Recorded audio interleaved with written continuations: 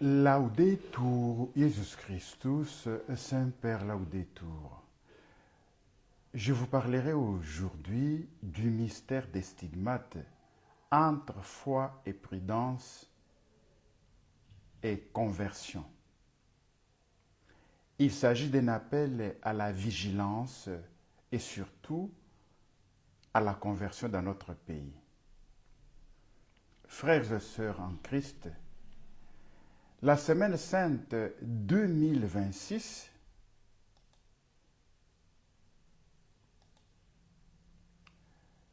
a été marquée dans notre Église congolaise par deux événements interpellants.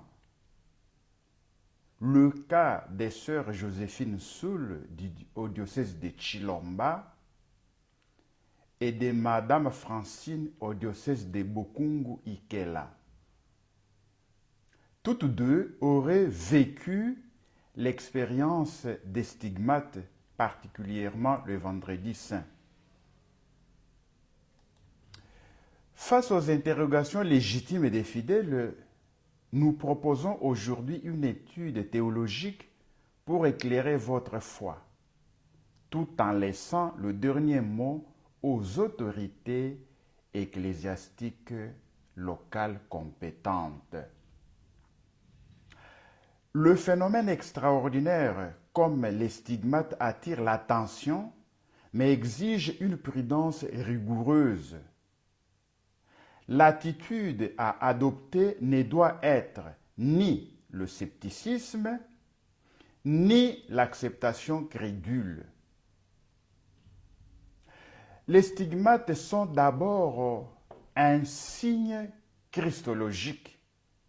Les stigmates sont un signe que la grâce touche l'homme dans toutes ses dimensions jusqu'au corps. Nous pouvons commencer par nous poser cette question. Qu'est-ce qu'un stigmate? Le terme stigmate désigne des marques corporelles ou des plaies reproduisant les blessures de la passion de Jésus-Christ. Mains, pieds, côtés, front. Ces blessures sont considérées comme une manifestation de la compassion et de l'union mystique avec la souffrance de Jésus-Christ. Donc, les personnes qui affichent les stigmates souffrent comme Jésus a souffert. Elles ont des douleurs corporelles, les mêmes douleurs que notre Seigneur Jésus-Christ avait ressenties. Les stigmatisés ne souffrent pas pour eux-mêmes, mais pour l'Église, pour les pécheurs, pour le monde. Et de manière particulière, ils souffrent pour le péché de nous les Congolais. Quelle est la nature théologique? Selon le dictionnaire des théologies catholiques, ce sont des marques apparaissant chez certains mystiques sans cause naturelle identifiable, accompagnées d'une union spirituelle intense au Christ souffrant, une union mystique profonde.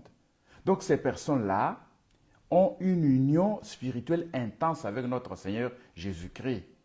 Ils ont une union mystique profonde.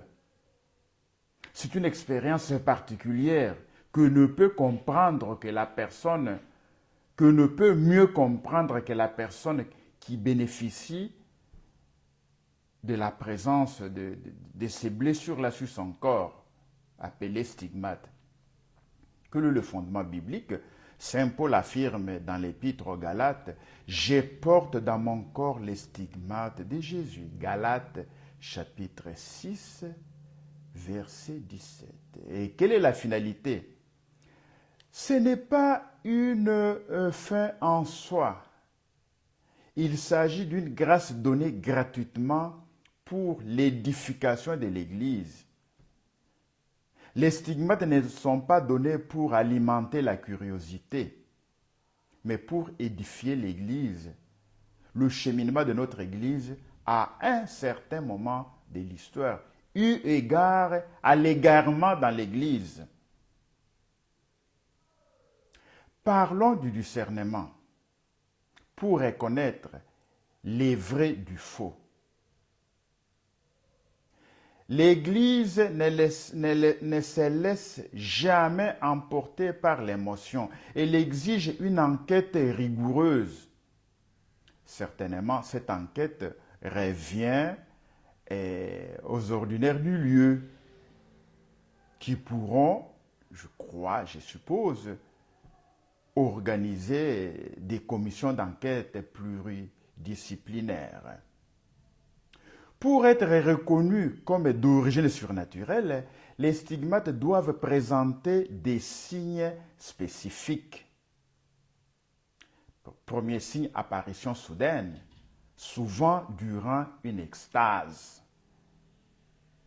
Et puis, la conformité physique, donc une exacte ressemblance avec les plaies du Christ. Là où le Christ a été blessé sur son corps, c'est ce qu'on voit sur le corps de la personne stigmatisée. Et troisième, l'absence d'infection. Les plaies ne suppurent pas, ne sentent pas mauvais et exhalent parfois une odeur de parfum, odeur de sainteté. Et puis, elles ne se guérissent pas avec des médicaments. Ça guérit spontanément comme ça à un certain moment, les plaies se ferment. Les médecins peuvent appliquer des médicaments, mais ça n'a pas d'effet. Quatrième caractéristique, l'humilité et l'obéissance de la part du stigmatisé. Le stigmatisé doit vivre et chercher la discrétion. Il doit fuir la publicité. Il doit obéir sans réserve à l'autorité de l'Église. Dès qu'il n'y a pas obéissance à l'autorité de l'Église, il y a quelque chose qui ne va pas. Peut-être ça ne vient pas de Dieu. Il y a ces critères de vérité aussi. Le message ou la vie du stigmatisé doit être en totale conformité avec le depositum fidei, c'est-à-dire le dépôt de la foi. C'est-à-dire le stigmatisé, dans sa vie, il ne doit pas aller contre le dépôt de la foi. Il doit avoir une vie morale cohérente. On ne peut pas voir d'un côté les stigmates et de l'autre côté, oh non, il est impudique, il a volé, il a insulté, il s'est battu contre tel. Non, ces stigmates-là. Quelqu'un qui vit une union intime avec Jésus-Christ devrait afficher un certain comportement. Il ne peut pas voler, il ne peut pas chercher à s'imposer, il ne peut pas vivre dans l'impureté, dans la luxure, des choses comme ça. Donc, il doit y avoir quand même une certaine cohérence de vie qui montre que cette personne est en union avec Jésus-Christ. On ne peut pas sortir de l'union avec Jésus-Christ, aller commettre un péché mortel. Ça signifie que ces stigmates-là ne viennent pas de Dieu. Excusez, le stigmatisé doit afficher quand même la paix intérieure. Après un trouble initial possible, le phénomène laisse l'âme dans une joie, dans une sérénité profonde. C'est-à-dire, c'est lui qui a bénéficié des stigmates. Après, il est dans la joie et dans une sérénité profonde. Il n'est pas agité. S'il y a l'agitation, ça ne vient pas de Dieu. S'il est dans la confusion morale et spirituelle, ça ne vient pas de Dieu.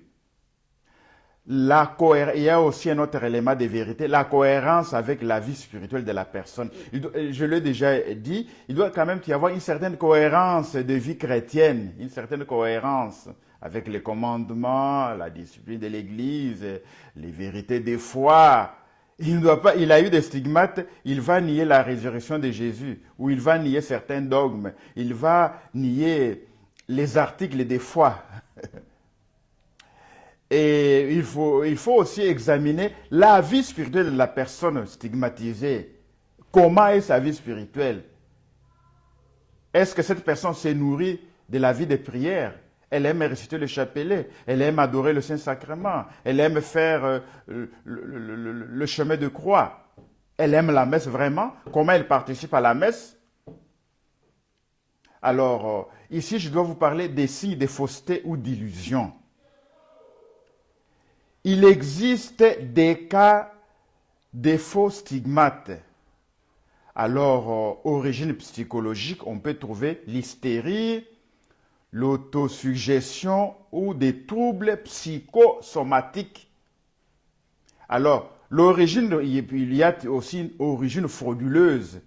Alors, des blessures auto-infligées par des acides ou des objets pour tromper les fidèles. Il faut aussi vérifier ça. Il y a aussi les stigmates qui peuvent venir d'une origine démoniaque. Satan peut singer les œuvres de Dieu pour produire des phénomènes spectaculaires mais vides de fruits spirituels.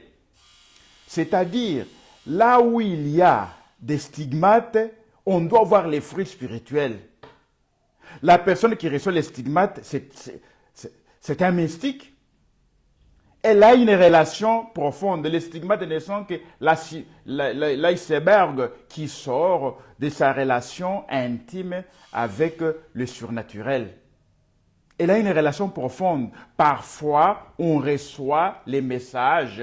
À un certain moment, le stigmatisé livre des messages à la communauté diocésaine, au pays et au monde entier, le message qui vient de Dieu. Le faux esprit se reconnaît à l'orgueil, à l'agitation et à la désobéissance. Donc, là où il y a l'orgueil, l'agitation, la désobéissance, là, ces stigmates-là ne viennent pas de Dieu. Et là où il y a l'amour du lucre, on utilise les stigmates pour pouvoir gagner de l'argent. Là, en tout cas, ces stigmates-là ne viennent pas de Dieu. D'ailleurs, tous les dons spirituels, dès qu'il y a la présence de l'argent dedans, on cherche à tout prix l'argent. Vous avez droit de douter que ça ne vient pas de Dieu. Et tout ce qu'on fait là, c'est lié à l'argent. Attention, hein? Même les prétendus miracles là qui se font à Kinshasa, auprès de certaines personnes que vous connaissez très bien, ce ne sont pas des miracles, ce sont des trucs démoniaques et sataniques. Alors, quels sont les critères de fausseté des stigmates? Je l'ai déjà souligné, l'esprit d'orgueil, le désir de faire connaître ses expériences ou de se mettre en avant. Il y a l'obstination et la désobéissance. Alors, le refus de se soumettre aux ordres des supérieurs ou de la commission d'enquête. Si le stigmatisé est religieux ou religieuse, s'il ne se soumet pas aux ordres des supérieurs, vous avez droit de douter. Il n'obéit pas aux supérieurs, on l'envoie, on le déplace d'une communauté à l'autre, lui ne veut pas. On lui dit par exemple de gérer les biens de la communauté, il prend tout, il envoie en famille. Là, vous avez droit de douter que ces stigmates-là ne viennent pas de Dieu. C'est une femme mariée. Elle est toujours en guerre contre le mari. Elle n'est pas un agent de paix dans sa paroisse, dans sa communauté de base. Elle critique toujours les autres, elle parle mal des autres, elle trompe, elle ment, comme elle respire. Alors là, on a droit de douter que ça ne vient pas de Dieu, ces stigmates-là. Ça n'a pas laissé quand même une empreinte spirituelle. Parce que quand on entre dans l'expérience spirituelle avec Dieu, c'est comme si on s'était humecté. Lorsqu'il y a la recherche du sensationnel, une curiosité morbide pour les aspects ésotériques ou occultes. Donc vous allez sentir l'odeur de quelque chose d'ésotérique ou d'occulte. Là, ça ne vient pas des dieux, ça ne vient pas des dieux. Et puis, celui qui a les stigmates n'a même pas une vue des prières profondes. Vous voyez à l'œil nu qu'il n'a pas une relation avec Jésus. Ces stigmates-là, ça ne vient pas des dieux. Même ces miracles-là, même beaucoup qui prétendent faire des miracles. Non, ça ne vient pas des dieux. Quelqu'un qui prend un mouchoir, il l'agite, les gens tombent. Et vous croyez que ça vient des dieux. Quelle naïveté, quelle naïveté. Jésus a déjà fait ça. Et il peut y avoir aussi des troubles psychiques, la présence d'hystérie, des psychoses ou des tendances psychopathiques influençant le phénomène. Tout ça, il faut l'examiner. C'est ainsi que dans la commission d'enquête, il doit y avoir aussi des psychologues et des psychiatres. Le faux esprit produit l'anxiété profonde, la dépression et le désespoir. Satan peut tromper les personnes en utilisant des phénomènes surnaturels pour les détourner de la vérité et les conduire à la superstition et à l'idolâtrie. Lisez 1 Corinthiens chapitre 11 verset 14, Apocalypse chapitre 12 verset 9. Je peux vous donner les exemples des vrais stigmates, par exemple, Saint François d'Assise, Padre Pio, il avait des plaies de manière permanente, Sainte Catherine des Siennes, qui avait des stigmates invisibles. Et maintenant, je vous donne les exemples des faux prophètes, de faux stigmates. Par exemple, les stigmates de Madeleine de Cruz, et il avait fait l'aveu de supercherie. Nous trouvons cela dans les dictionnaires des théologies catholiques, tome 14, colonne 26-13.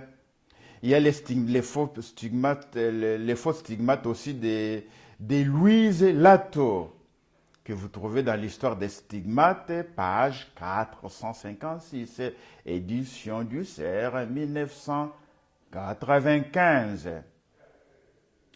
Alors, donc ce sont là les cas des fraudes de gens qui manipulent et qui présentent leurs stigmates comme étant des vrais stigmates. Comment Satan trompe-t-il? Saint Paul nous provient que Satan se déguise en ange de lumière. 2 Corinthiens chapitre 11 verset 14. Alors, faites attention, faites attention. Surtout l'ambiance de Kinshasa. Là, c'est plein. Satan agit vraiment. Il entre dans les sentiments, l'âme pieuse, en suggérant des bonnes pensées au début pour mieux l'égarer vers l'orgueil et la superstition à la fin.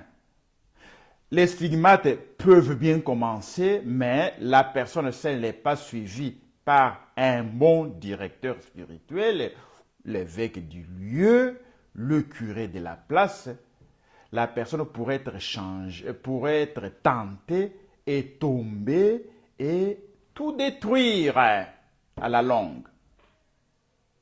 Satan peut produire des visions sensibles ou des blessures apparentes pour détourner de la vérité doctrinale. Quels sont les signes infaillibles? Dieu agit toujours dans la paix. Le démon agit dans l'agitation. Alors, parlons de la position de l'Église officielle. L'Église catholique reconnaît les stigmates comme un phénomène surnaturel possible, mais exige une enquête approfondie et une vérification rigoureuse avant de les reconnaître comme authentiques. Nous trouvons cela, c'est la congrégation de la doctrine de la foi qui l'est dit dans les normes concernant les prétendues manifestations surnaturelles, qui est publié en 1978. L'Église observe une prudence extrême. Compétence, qui doit les faire? C'est à l'évêque du lieu, l'ordinaire, de mener l'enquête avec des experts, médecins, psychologues, théologiens, etc. Alors, si le curé constate le cas, il l'amène auprès de son évêque et l'évêque institue une commission d'enquête. Foi humaine. Même reconnus, les stigmates révèlent des révélations privées. L'Église n'oblige jamais les fidèles à y croire pour leur salut.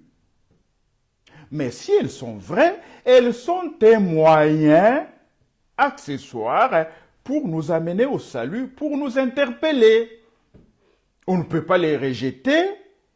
Ce n'est pas prudent de les rejeter si l'Église les a déjà reconnus à travers l'évêque du lieu. Vigilance. Le catéchisme met en garde contre la curiosité malsaine pour le merveilleux. Il y a des gens qui sont toujours à la recherche du merveilleux. Ils ont tous les moyens de salut, ils ne les mettent pas en pratique. Leur foi se nourrit du merveilleux. En dehors de la curiosité malsaine, ils ne font rien pour leur sanctification. Pouvons-nous tirer une conclusion? Oui. Quel est le message de Dieu à travers les stigmates? Pourquoi Dieu permet-il encore ces souffrances aujourd'hui, les souffrances des personnes stigmatisées? Les stigmates ne sont pas un spectacle, mais un appel prophétique à la conversion. Lorsque nous constatons les stigmates, nous devons penser à notre conversion. Si des hommes et des femmes portent aujourd'hui des plaies du Christ dans leur chair, c'est pour nous rappeler que Jésus souffre encore à travers eux à cause de notre manque de foi et de l'abondance de nos péchés. Nos péchés, nous Congolais. Vous voyez, il y a 2 femmes chez nous au Congo qui portent les stigmates du Christ, qui souffrent pour nous, ensemble avec Jésus, qui s'unissent au Christ. Cela signifie que nous avons beaucoup de péchés. Nous devons nous convertir.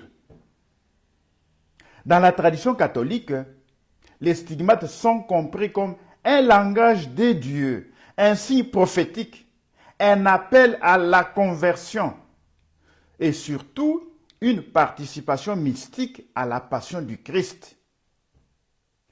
Par les cas des stigmates des sœurs Joséphine Soulou et de Madame Francine, Dieu nous donne un signe prophétique pour réveiller l'Église de la République démocratique du Congo en période de crise, de tiédeur et de confusion.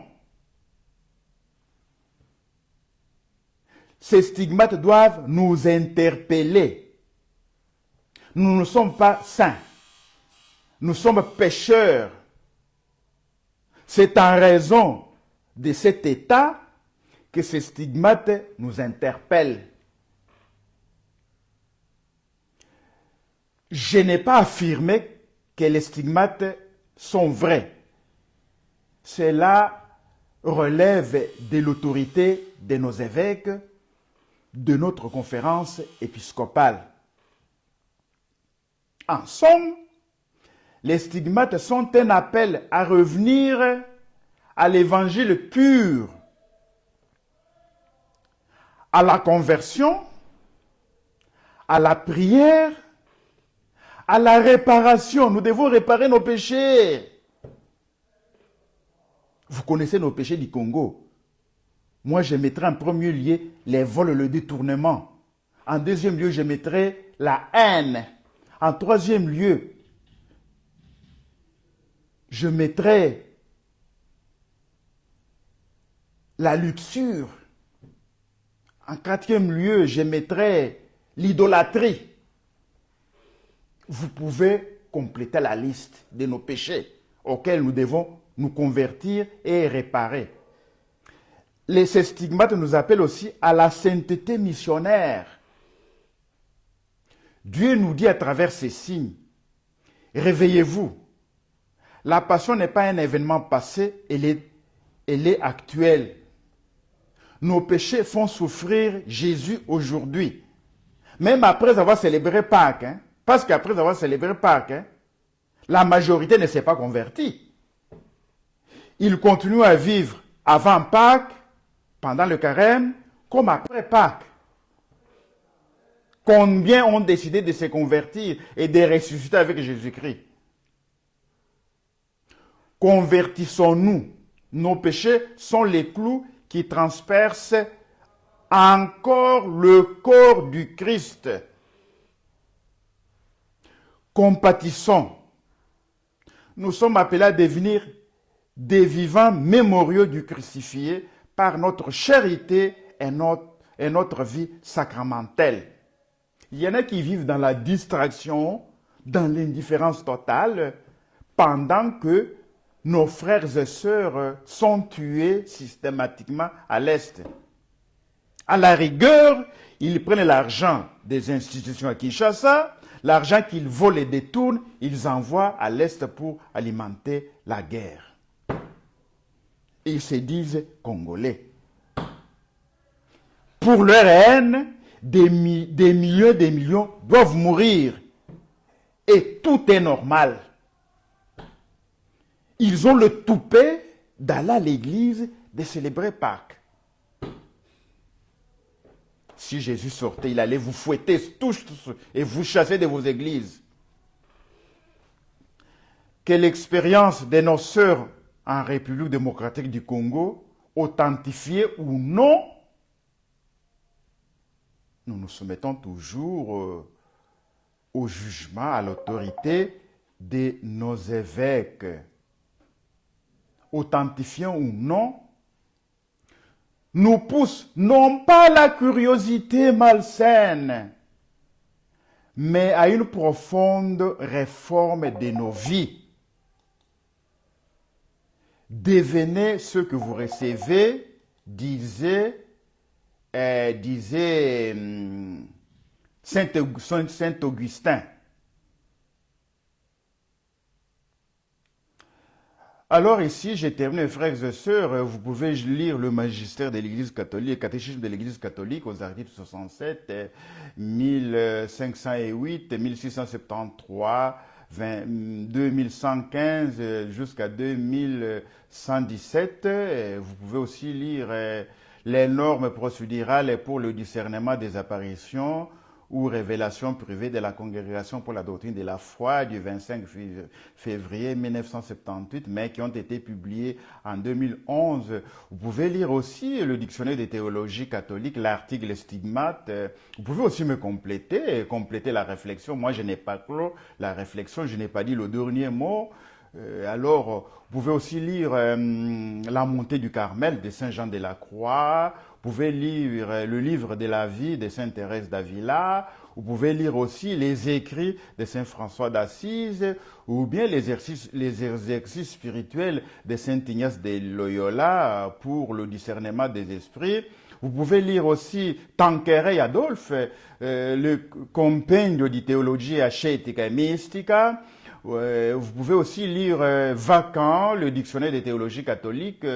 Vous pouvez aussi lire De Beatificatione et Canonizzatione Sanctorum de Benoît XIV. Laudetur Jesus Christus, Semper Laudetur.